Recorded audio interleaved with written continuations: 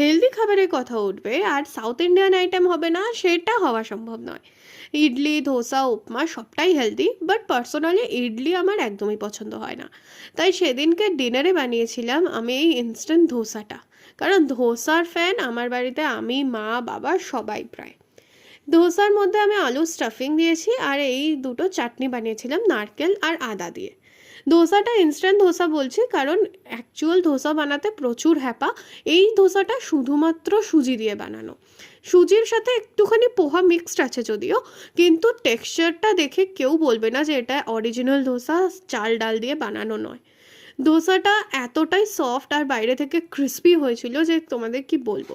স্টাফিংটা তোমাদের দেখানোর জন্য শুধুমাত্র ধোসাটা পুরোটাকে খুলেছি, নইলে ধোসা খুলে খায় এরকম লোক খুব কমই আছে। যাকগে, কিন্তু এই পুরো মিল প্ল্যানের মেন ছিল হচ্ছে গিয়ে এই দুটো চাটনি। অসাধারণ